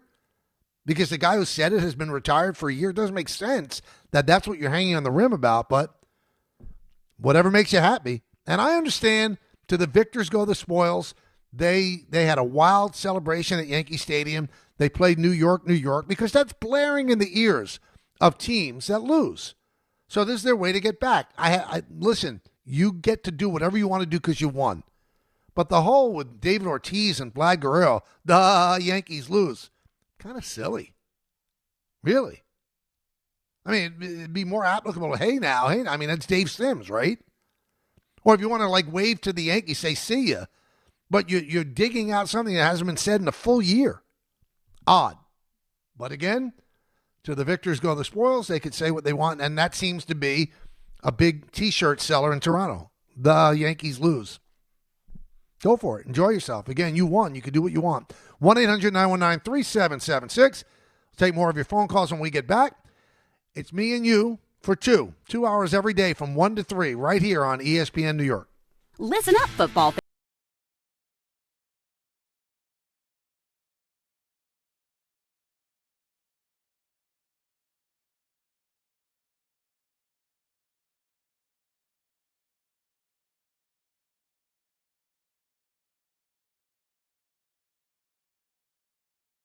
At Bet365. Gambling problem? Call 1-800-GAMBLER. 21 plus only. Must be physically located in New Jersey. T&Cs apply. In-app only. Did you know women account for 2/3 of all Americans living with Alzheimer's and 2/3 of all Alzheimer's family caregivers? Join the Alzheimer's Foundation of America at its Women Empowerment Forum on November 5th in Amityville to learn practical ways women can reduce their risk for Alzheimer's and enhance quality of life for themselves and their loved ones living with Alzheimer's. For more information or to register, visit alzfdn.org or call 866-232-8484. If you've been injured on a construction site, then you need a lawyer who knows New York's unique labor laws. At the Parisman Firm, they have decades of experience handling construction accident cases and a proven track record of delivering huge results. Their team has already recovered nearly $1 billion for hardworking New Yorkers. From scaffold accidents to slip and falls and equipment failures, they've got your back. Call the Parisman Firm now at 718-WORKERS. That's right, 718-WORKERS, because your case is their cause. Get the justice you deserve today. Honey, this is it. Shot clock winding down. Trailing by 2. When you can't miss the last shot, and neither can he, don't take slow for an answer. Pastrello shoots. Did you see it, Charlie? Switch to Optimum Fiber, the fastest and most reliable fiber internet, starting at just $40 a month. Call 888-4OPTIMUM or visit Optimum.com today. What went through your head on the last shot? It all happened so fast. Optimum, Don't take slow for an answer. Terms apply. See Optimum.com for details. Hey, it's Alan Hahn. Let me tell you about my friends at Bath Fitter. They remodeled the bath by my pool. They converted a tub into a shower. The result is amazing. Bath Fitter offers all types of custom bath renovations, including their unique PermaFit solution for a watertight fit. It's done in one day, easy to clean, and durable with no demo or mess, and it costs less than a standard replacement. Plus, a lifetime guarantee. Right now, you get no money down, no payments or interest until 2027. So start designing your bath today at bathfitter.com. There's only one Bath Fitter. This fall, don't sit on the sideline because of pain. If you're tired of waking up stiff, fighting neck, back, or joint pain, and missing out on the things you love, it's time to take action. Call Dr. Jay Shaw at Sandwell Pain, New Jersey's top pain specialist. Dr. Shaw is an Ivy League trained, double board certified, and laser focused on one thing: getting you back in the game. Living pain-free, no surgery, no cuts, no downtime. Just precise image-guided treatments that deliver real results. Whether it's sciatica, nerve pain, migraine, or chronic joint pain, Dr. Shaw will personalize a non-surgical game plan just for you without pain medication. Same day and next day appointments are available with offices in Woodbridge, Livingston, and Inglewood. Most major insurances are accepted, so what are you waiting for? Don't let pain keep you out of the action this season. Visit Sandwell Pain to text, call, or book online. You'll wish you met Dr. Jay Shaw a lot sooner. Relief starts today, and victory over pain is closer than you think. Score a win this game day with Amazon Pickup, the MVP of package pickup. Need that new football jersey for the big matchup? With Amazon Pickup, you can collect your order from secure Amazon lockers or counters near you on your schedule. Whether you're running from work or home or straight to the tailgate, Amazon Pickup makes it easy and worry-free at no extra cost. Don't miss kickoff. Grab your gear and your packages when it works for you. Find your nearest Amazon Pickup location at amazon.com/pickupmvp. That's amazon.com/pickupmvp. Hey, fans! Welcome back to Fansville's Cheers and Tears. Oh. Okay, so like everybody deals with losing, right? To a rival on a last-second field goal. Whatever, it's fine. I'm totally fine. But I cope with losing with an ice-cold Dr. Pepper. Those 23 flavors are like so delicious. They totally wash away the pain of your college football team taking a big fat L. College football. It's a pepper thing. From kickoff to cash out, ESPN Bet has the tools you need to score more on game days. Bet smarter with stats at your fingertips. Get personalized parlays built just for you. And with your fantasy team synced right in the app, you can back your squad. Right now, new customers get $100 in bonus bets when you bet $10. Sign up with promo code USL to get started. Must be 21 plus. Gambling problem? Call 1-800-GAMBLER. Terms and conditions apply. See app for details. Offer not available in New York. All right, so I was talking about this earlier, and we dug it up because I don't want to ask you to work to hear something that I refer to. Here is the Chambliss home run that happened on this day in 1976. So that's 49 years ago, and it's the most incredible steppage by Howard Cosell. Let's listen to that call. Art Littell delivers high drive, hits it right center field. That's gone. It is gone. Chris Chambliss has won the American League pennant for the New York Yankees. A thrilling, dramatic game with overtones of that great sixth game in the World Series a year ago, and then the seventh game too. What a way for the American League season to end. A spunky young Kansas City team. Look at them mob Chris Chambliss. What a season he has had. What a series he has had. So if you listen to when Cosell screams, "It's gone," to how Keith Jackson waits to just play the beginning again because it bears listening, because he could have gotten burned so bad if the ball was caught by McRae. Listen. Art Littell delivers high drive, hits it right center field. That's gone. It is gone. Chris About 4 seconds, he screams "It's gone" before it's actually gone. So imagine he screams "It's gone." So this is the danger in steppage, and then the ball's caught. He looks like a complete fool. But he had the broadcasting gods on his side, didn't he? 1-800-919-3776. Let's go to the phones. Joe in Westbury. Joe. Hey, how you doing? Good. How are you? The problem with good. I miss you, Michael. The season's over. I miss you. I just want to say I was there last year at the last game, and I was there this year at the last game, and I'm looking forward to next year. The season's going to be over. Baseball's out of my life at the end of the World Series, and it doesn't come back to March. And I'll be waiting for it. We look forward to having you back. But what I want to say about the Blue Jays, they think they won the World Series. They think that's it. They had that big celebration, that big thing. They think they got to throw their glove and back to Toronto. They'll finish them off in Seattle. You're right. That team's not that good. You're right. But you know what? I don't want the fans in Toronto to hate me. I think they are good. I don't think they're as great as the way they beat up on the Yankees, and that's a problem for the Yankees more than anybody else. And the way the Yankees celebrated by beating the Red Sox, maybe that took a lot out of them as well. But that shouldn't impact the way you play. I mean, they had so many days to recalibrate and reset. Maybe Seattle's just better. But that did seem like the Blue Jays World Series to get over the hump of the New York Yankees. Let's go to Rob in Sayreville. Rob. Big Mike, my man, thanks for taking the call. I am so glad you're bringing up the celebration aspect to this because it's been going through my head the past couple weeks. And I'm thinking to myself, like, we make the playoffs, we celebrate. Champagne showers in the locker room. Hey, we beat the Red Sox in the wild card series. Champagne showers in their locker room. Yay. I mean, like, what does that say about the culture of the team that we're celebrating this, number one? Number two, I mean, listen, I've had my fair share of champagne. I don't feel great the next day, and depending on how much you drink, you don't feel great for maybe the next couple days. I don't understand this culture that we have that we're partying when we're not reaching our ultimate goal. I mean, can you be happy for winning? Yeah, of course. But does it mean you got to, have this giant party like you just won it all? I mean, I just don't get it.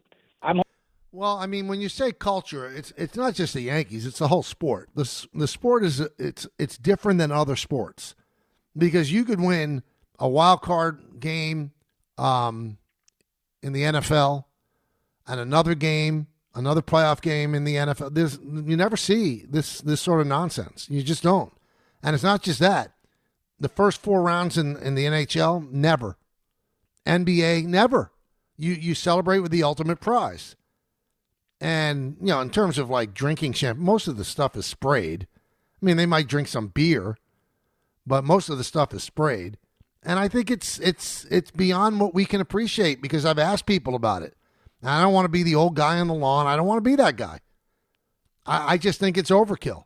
Why you celebrate? Like, you can just think of the amount of celebrations you could have. You clinch a playoff berth, celebration. Then you go on to win your division, celebration. Then you win the ALDS, celebration. Then you win the ALCS, celebration. And then if you're lucky enough to win the World Series, that's 5 celebrations. It's crazy. Now, Major League Baseball is partly to blame because the celebrations, if you watch all the celebrations, they're sponsored. There's Budweiser signs all over the place. So they're getting paid for that too. But, you can't blame the Yankees celebrating against the Red Sox and say that's why they lost to the Blue Jays. They had days after that before they played the Blue Jays, at least a full day. That's a good way to get over a hangover, by the way. I've talked to people about it, and they say it's a long season, and they deserve the right to let off steam and celebrate every single step of the way. I think it's silly. If it was me, I don't think that I would be an advocate for it. Why are you celebrating unless you reach your ultimate goal? And in terms of specifically the Yankees, this is an organization that has said over and over and over again, starting with the patriarch of the team, it's World Series or failure. So why are you celebrating anything but what you consider success? Making the playoffs is not something to celebrate. Winning the World Series is. That is from the head of your team, the patriarch of your team, George Steinbrenner, from your captain, Derek Jeter, from your present captain, Aaron Judge. Isn't it silly then to celebrate something unless it's the ultimate goal? So you could have had, last year, the Yankees had 4 celebrations, and then they lost the World Series. Why'd you celebrate? If the season was a failure, why'd you celebrate? Again, it's not us, it's them. It's not what we think, it's what they want. And Frank Cashin, the GM of the Mets, back in the day, used to always tell people, watch these celebrations. The guys who do the least celebrate the most. Let's go to Neil in the Bronx. Neil. Good afternoon, Kay. Thanks for taking the call. You got it, buddy. What's up? Kay, I would like to ask you something about Judge. I mean, he had a killer postseason, and you did say that the Yankee standard has always been World Series or bust. Mm-hmm. And unlike Don Mattingly, Judge did have a lot of seasons with pieces around him to accomplish this. Mm-hmm. That being said, I know it's a little premature, but how would Judge be ranked in Yankee lore greatness if he was ending his career without a championship ring? How would he be ranked amongst all the other Yankees that are in Monument Park? Well, I think he would be in the top 10, Neil. I think that where we get tripped up with Judge is, we talk about Mount Rushmore. He's not on the Mount Rushmore. I don't think Derek is, and I don't think that Mariano is. When you've got Ruth, Gehrig, DiMaggio, and Mantle, that's your Mount Rushmore. There's only 4 heads on the Mount Rushmore. So even if Judge won 3 World Series from here to the end of his contract, he's not getting on the Mount Rushmore. I mean, those are iconic all-time greats, and I think that Judge will be considered one of the Yankees' all-time greats, which would put him in the top 10, but not necessarily in the top 4. If Mo can't get on the top 4, a unanimous Hall of Famer, the only one, then how is Judge going to get there? So Judge deserves his flowers, and when you say he's had better teams around him than Mattingly did for most of his career, I would agree. But I would also tell you this, and I think it was proven in that series against the Blue Jays, one man cannot win you a title in baseball. It's just impossible. It is the ultimate team sport. You could do all you could do, and if the other people around you don't do it, I'm sorry, you're not going to win. Judge hit 500. He hit 500. 13 for 26 against Toronto, and the Yankees lost in 4 games. So you can't blame Judge on that. And in the other times, Judge didn't have great postseasons, and they didn't win. But Stanton had an unbelievable postseason last year, and they didn't win the World Series. And Soto had a great postseason, and they didn't win the World Series.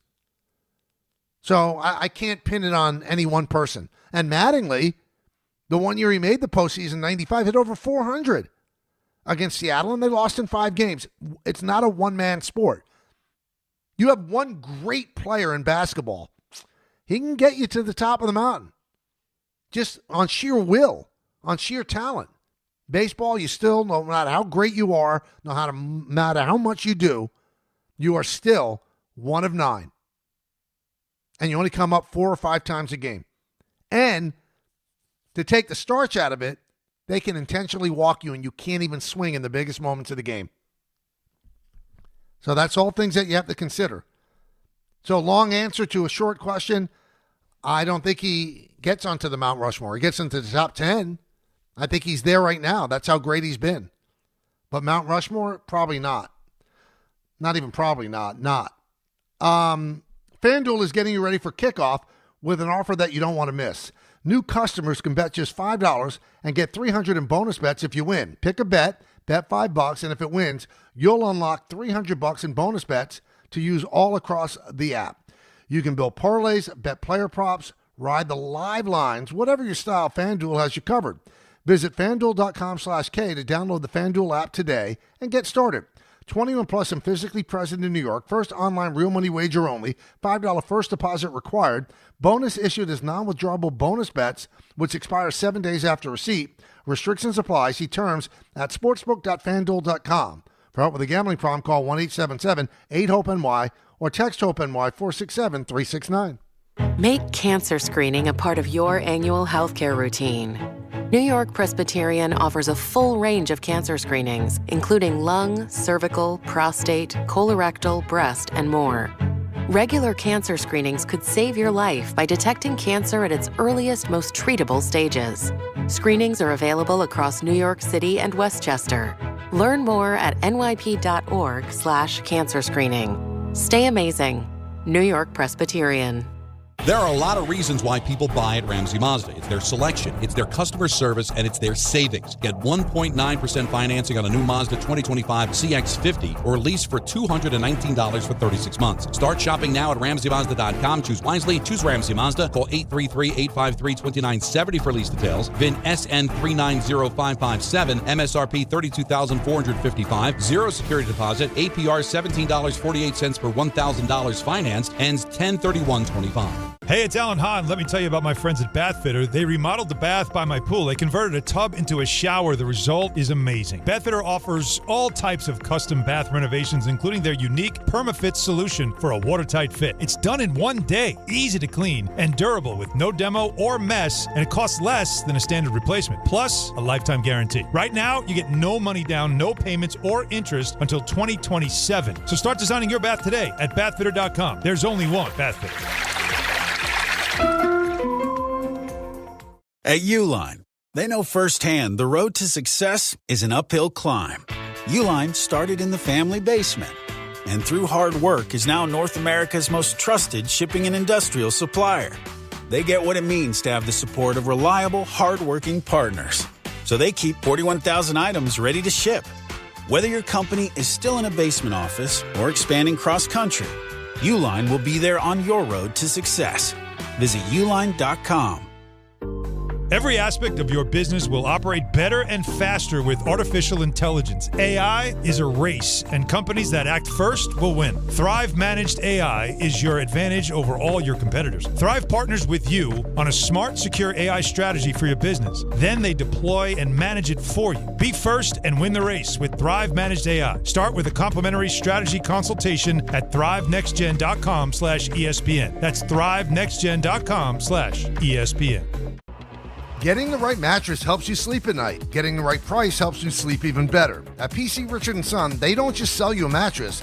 Their experts use a 4-step fitting process to make sure your new bed fits you perfectly. The right fit, the right price, plus free delivery. It's what they do, only at PC Richard & Son. Free delivery on mattresses $199 and up. Excludes Manhattan. See stores for details. Ballybet Sportsbook. Yo, Ballybet stacked for football season. When it comes to sportsbook apps, it's undefeated. Ballybet. Check out that brand new Parlay Zone. Here's the kickoff. Build your bets and place them right on your phone. What? Live bets, daily boosts, and promos. Increase your odds so you can win more dough. Touchdown! Ballybet's the play. Make game day more fun and download it today. Must be 21 plus, New York only. Gambling problem? Call 1-877-8-HOPE-NY. Ballybet Sportsbook and Casino. Download it. Your ambition just met its match with Robinhood. Trade stocks and ETFs, options, futures, and crypto all on one platform. Get started today at Robinhood.com/yourmoney. Your money, your move. All investments involve risk, including loss of principal. Options, futures, and crypto trading carry significant risk and may not suit all investors. Securities offered through Robinhood Financial LLC, member SIPC. Futures trading is offered by Robinhood Derivatives LLC, not FDIC or SIPC protected. Crypto offered through Robinhood Crypto LLC, NMLS ID 1702840, not FDIC or SIPC protected. Portfolio management offered by Robinhood Strategies, an SEC registered advisor. Rich Eisen here. As you all know, I care deeply about pediatric cancer research and awareness. That's why I'm proud to talk about Hyundai Hope on Wheels. For over 27 years, every Hyundai sold has helped fund life-saving pediatric cancer research. Together with over 850 dealers nationwide, they've raised more than $277 million, supporting over 25,000 kids in their fight against cancer. At Hyundai, hope isn't optional. It comes standard. Visit HyundaiUSA.com and search Hyundai Hope on Wheels to learn more. Knicks fans, opening night is a bounce pass away. Join ESPN New York's Don Hahn and Rosenberg live from 3 to 6:30 p.m. from Stout on West 33rd between 6th and 7th. Steps from the Garden. Get ready for the start of Knicks basketball. Runs it off the dribble. He got it and one. Be there for special guests, live Knicks talk, and opening night vibes before tip-off. We'll see you at Stout on West 33rd. Don Hahn and Rosenberg live from the Knicks home opener. Don't just listen, don't just watch. Be there. I wonder if the tide is turning. So I don't know if you all saw this, but Riley Green was sitting alongside the president of baseball operations of the Tigers, Scott Harris.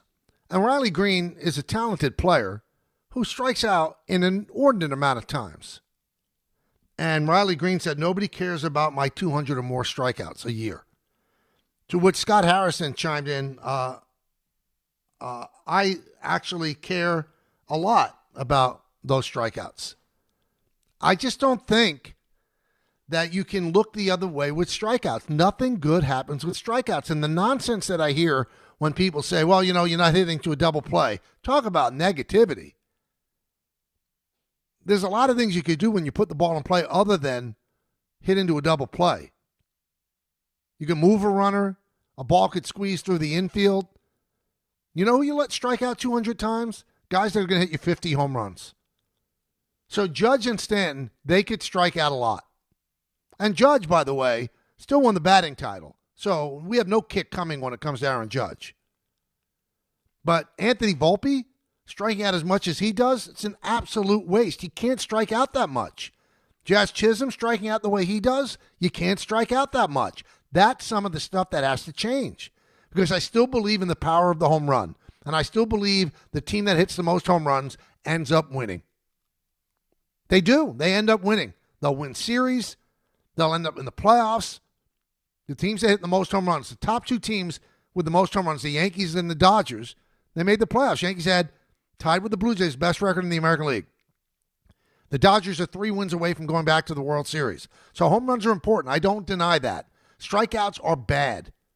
And I know the old analytic bromide, well, you know what? You strike out, nothing else bad could happen. Stop. But if you put the ball in play, a lot of bad things could happen for the defense. And we've seen it happen to the Yankees. And we saw it happen with the Blue Jays. Because before the home run by Judge, Bellinger hitting that pop-up to left field where there was miscommunication with the Blue Jays, and then Barger ended up dropping the ball, that led to that home run. Put the ball in play, things could happen. Strike out, nothing happens. Nothing. Sean in Long Island. Sean. Hey, how you doing, Mike? Good, how are you? I want to touch on I'm okay. I want to touch on two things, and I want to get to the point we said about Jazz and Volpe too. But I think the Blue Jays' energy, and they came into it just wanting to beat the Yankees. I felt like that was their World Series. And as far as Jazz and Volpe, I feel they need to be more line drive hitters and stop for the home runs all the time.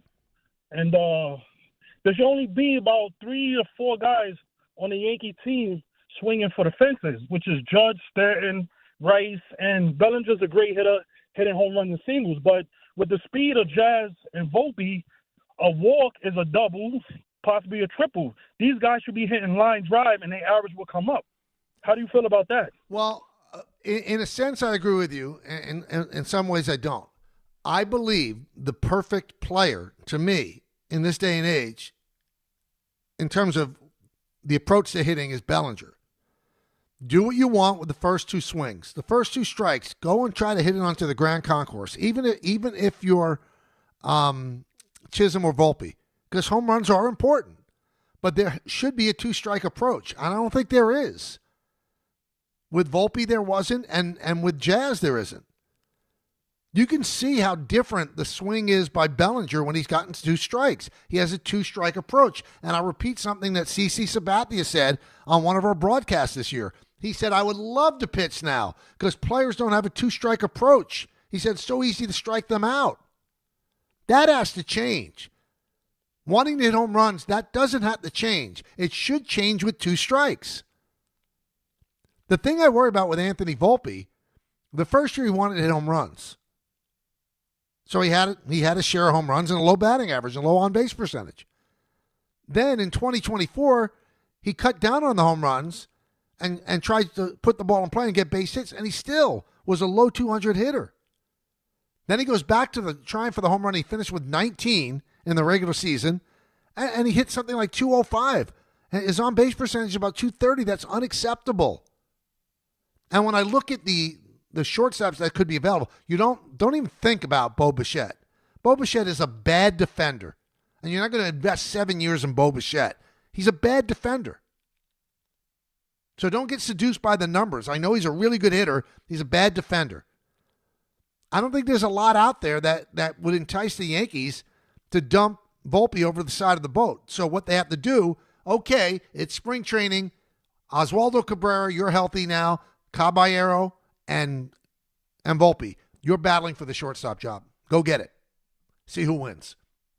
I don't think they're going to bring in another shortstop because I don't think there are that many available.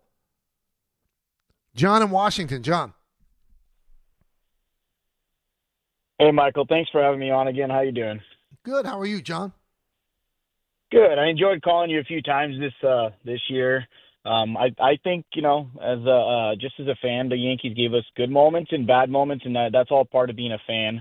And with that being said, living here in the Pacific Northwest, I obviously wanted a Yankees and Mariners, just for the friendly banter, with friends and things like that. But after seeing the Blue Jays reaction, I definitely, hoping that the Blue Jays just dispatch them. But the other thing I wanted to talk to you about is, and you were talking earlier with one of the callers about how Judge batted 500 and everybody else was just abysmal. I was looking back at the 2009 team, and, you had A-Rod at 365, Matsui at 349, Jeter 344, Damon. You had guys that were batting in the 280s and 270s, and I just feel like somehow if we can get back to that approach, and I know you just got done talking about Volpe, launch angle, and everything has changed, but, man, at some point it's got to swing back to where guys are making contact and just kind of keep the bases going.